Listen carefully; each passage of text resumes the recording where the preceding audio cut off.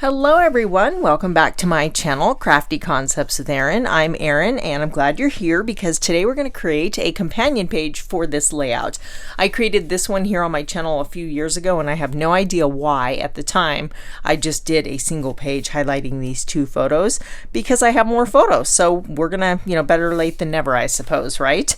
So I was hiking with my husband in Maui and this is the trail to, I believe it's called the Waiamuku Falls, and it was gorgeous, just such bamboo forest and dense lush foliage, absolutely beautiful. So in order to make a companion page, you want to bring in elements from this page so they look cohesive.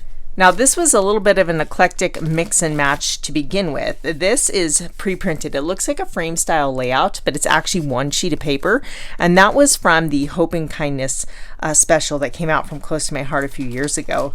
Now I don't have, you can see it has like a visual texture. It looks textured. They did an amazing job. I don't have another one of those, but what I do have are some pieces of this that has that same texture, so it matches the border, so we can bring that over. I've done a little like ink blending with distress oxides there, and then of course we'll bring in the the little stamped image embellishments here. So Hope and Kindness for that one, and then you can see I've matted my photos on this kind of burlap looking paper. That was from the Textures collection, and thankfully I do have a few bits and pieces of that. So I think with all of these scraps, I think that's another one there.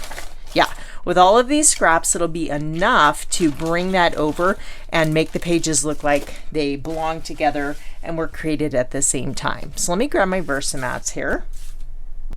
We will do White Daisy for our base because we do need to add a little bit of that ink swiping there with the Distress Oxide. I'm pretty sure that that was peacock feathers. It looks like it. So what we're going to do, and often when I am creating a double page layout, my intention is to make it look like a 12 by 24. So what we could do, these are very obviously different because this is a bright crisp white. This is got this textured and shading in there, kind of a darker white. So if we bring this into the center, let's see, that's 6 inches, it gives that look of a continuous, like going across the page, and adds some separation between the two whites. And I think by the time we get some ink swiping on here, it'll be good to go. So what I'm thinking about for my photos here is a column, and the reason I'm doing this is I have a lot of like little scenery type photos that I will be bringing in a Pocket Plus page, and I'm using a 4x4, so it'll kind of go over the top of this column. Let me show you. So these are little Pocket Plus inserts you put right into your album. If you've been watching my channel for a while, you know that I like to use these. So this column will just of photos. There's 4x4 pockets, 3 of them, and I'll add scenery photos in here and probably my journaling as well, and that'll sit right over the top of this and look very intentional in the layout. Oops, let me scoot this over here so we can get everything into frame. And then let's go ahead and create some background inking. I do have, this I want to introduce. Now I matted the photo over here.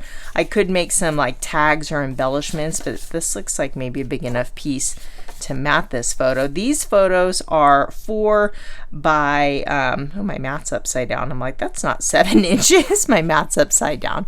They are 4 by 5 1/4. So this is 5 inches by 6 1/4. So it's a scrap. It was already cut. We're going to go with it. And maybe something like that. I don't have enough to mat all the photos, but I think that since this is an extra wide mat, it kind of brings that over and makes a statement. Let me turn that around so I don't have to do any subtracting in my mind and my numbers are where they should be. And then for the ink smushing, so it's just, or it's not smushing, this was like swiping. And I will leave the link for this video in the description below so you can check that out if you have not already watched it. I just want to make sure it's the right color. Yes, it is. So we are going to literally just swipe this across the layout and create that look there. So I'm thinking just around we're going to come out kind of the top here, and then the side, and then the bottom. So we'll hold this steady for now and just move this out of the way. There's no right or wrong way to do this, but I'm going to start where it's hidden behind my paper so I can kind of practice, and then we'll extend it up. So the other side isn't like, it has a different look, and I'm trying to match the opposite side. So I'm kind of just swiping it, but then I'm going in little circular patterns also. The paper has a different finish to it. This paper here is smoother, so it's not getting the same textured look as it is on the left-hand side. But I think it's okay. We'll just kind of keep going with it. If we don't like it, we can flip the paper over. It's going to look like a hot mess, but when you just have a little bit peeking out, it will be okay. I'm bringing in my photo just to make sure my placement is good, and then moving it out of the way as I extend my color. I really like to apply ink with the packaging technique and water, but again, I'm trying to make it look like the opposite side. So that is the goal, and it's not going to be exact, but close enough here. This is a very simple technique, and it will add a lot of wow to your layout. So this is fun to do, and it's great with these little Distress Oxide pads. So let's go ahead and bring this back in. I think that's good.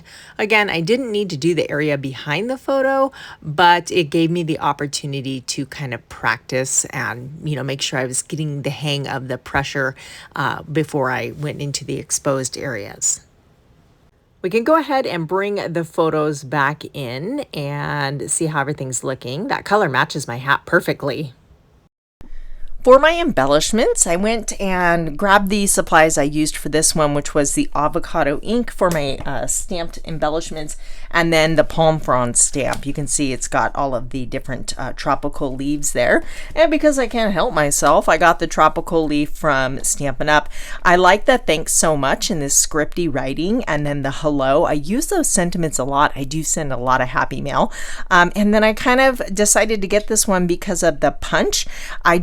Punches can be nice. They do take up a lot more room than dies, so I am selective with the punches I get, but I liked the ability to just kind of stamp and mass produce these and just quickly like ching, ching, ching, ching, punch them out with the coordinating punch there. So I'll probably be bringing in these.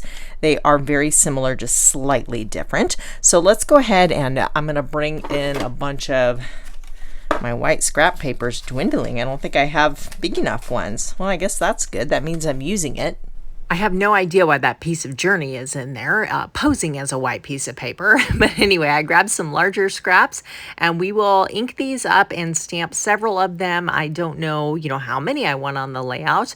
So I'm just going to create several. And these are 2 different sizes. And again, I say this all the time, you want to make sure you leave enough room to die cut these. So that looks good.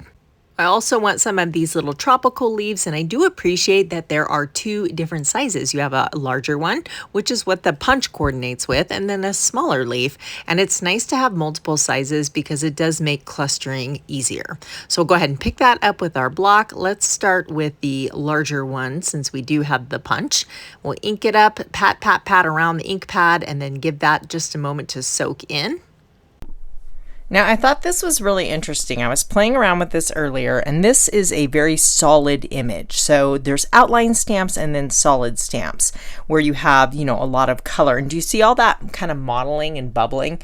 It kind of looks cool because it's consistent, but often we don't want that in our stamped images. So if this is happening, put a foam pad underneath, make sure your stamp is seasoned, which I've heard some Stampin' Up! Demonstrators say you don't have to do that with their stamps, but still, it can't hurt. Right?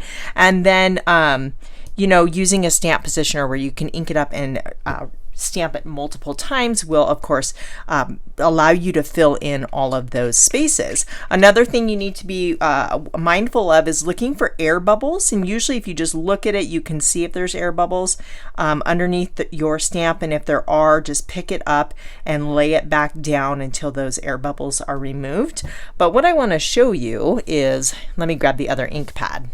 Now, I don't have all of the Stampin' Up! Ink pads. I've invested in a few colors that I use all the time. So the greens and then browns and blues, those are kind of my most used. And that's kind of, when you're starting your ink collection, There's a little bit of something on there. When you're starting your ink collection, you can always get colors that coordinate with a project or a collection you maybe purchased, or get the colors that you scrapbook with the most often.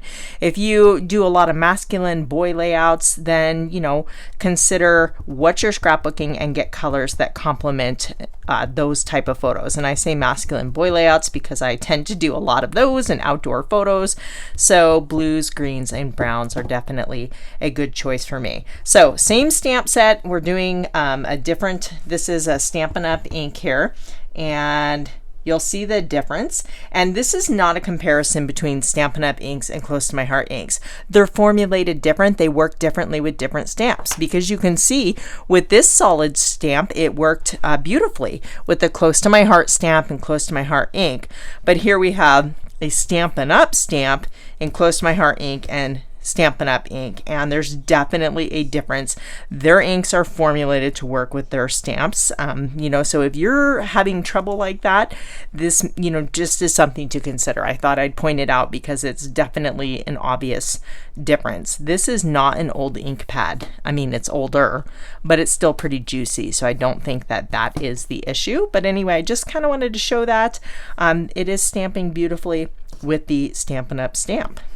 Now for setting up a better scientific experiment, let's use a stamping or a Close to My Heart stamp. I picked a solid one, and we're going to use that in the Stampin' Up ink and see how that stamps.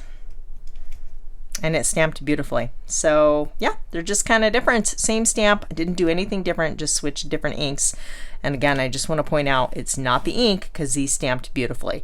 So just an interesting observation. And yeah, I haven't had trouble with other stamps because I have quite a few Stampin' Up stamps. It's so hard to go back and forth between the two companies. I keep mixing up the names, but I just wanted to kind of point that out. Now that was Garden Green, and although it would look beautiful with tropical, I am not going to use it because it's just different enough from these that I don't want to mix them. I want to be consistent and go with avocado, so I'm going to stamp those using my Misty stamp positioner.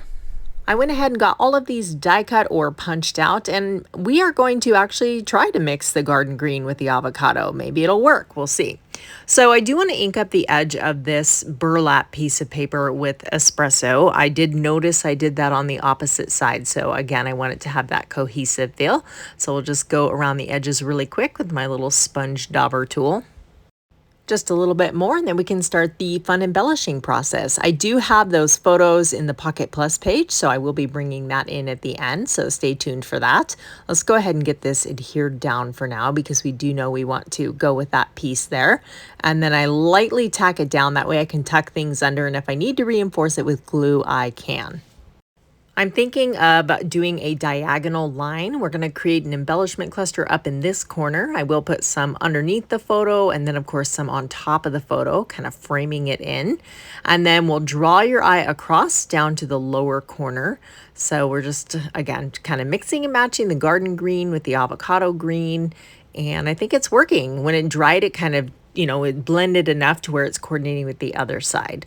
So we've got this one here. Let's bring this little guy in. I dug through my stamp collection and found a couple stamps that might work. This one here is called Camping Delights, and there's a little image in here. I love adding circles, and this one here says Happy Trails, and it has like little hiking boots.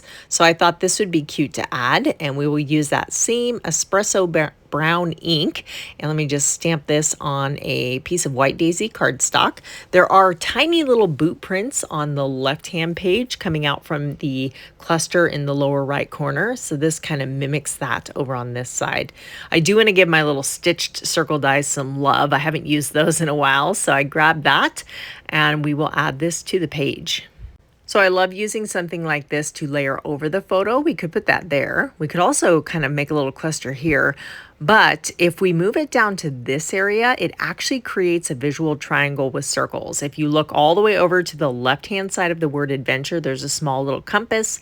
And then above where it says wander, wonder, repeat. And now we have this circle in the lower right-hand corner, just leading, it's repeating that circular pattern and leading your eye all the way up and across, down, all through the layout.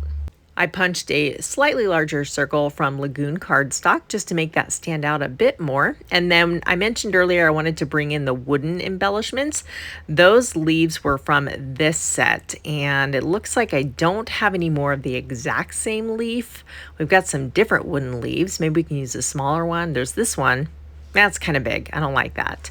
These are rounded, but you know what? I think it works. It's got the same feel to it, so I'm going to go for it.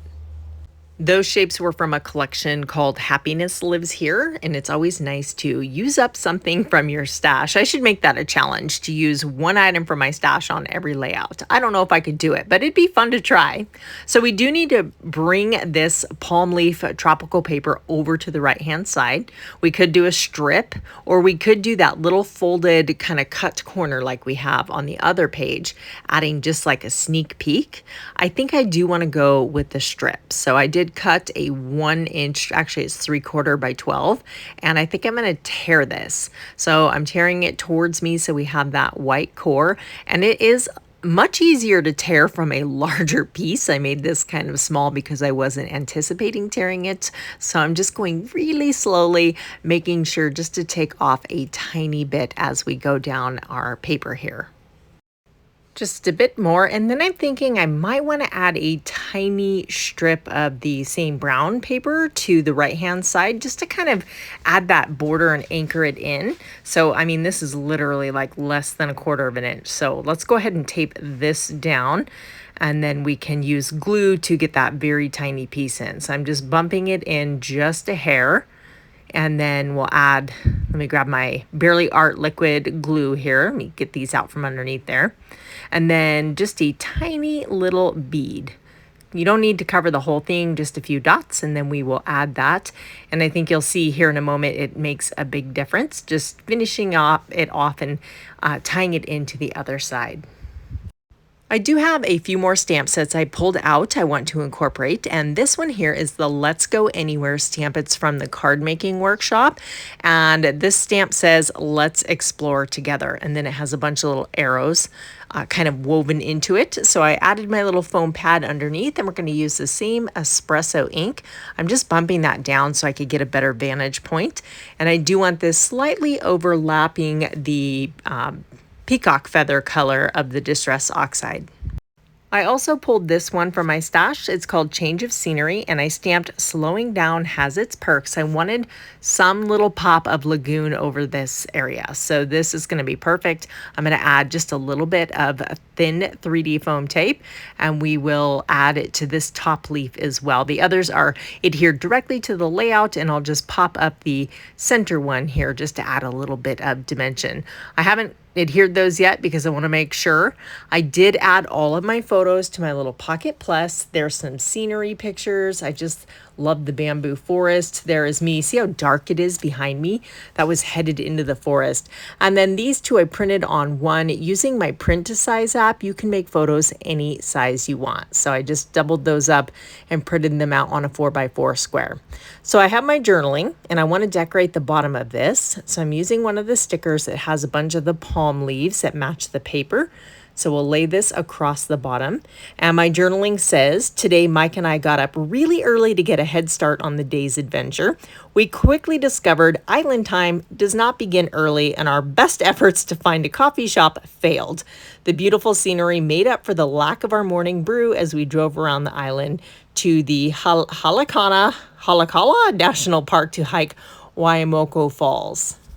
I'm showing you some stickers on the other side, and the journaling goes on to, of course, describe the trail and how dark it was in the bamboo forest and just the lush and green foliage and how awesome it was. So let me hold this up. You can get a better look. Isn't that tree root system so cool how it made that archway? And you can see my stamping mixed with the ink swiping background and then our stamped embellishments. And I think that this works really well. The only thing that would have made it perfect is if I had had that same white background paper, but that's okay. I'm happy with it. And another one in the books. I do appreciate you hanging out and spending time with me today. A list of products is in the description box below, and for still shots, you can head on over to my Instagram, Facebook, or Pinterest account. Thanks for tuning in, and I'll see you very soon here on YouTube. Bye.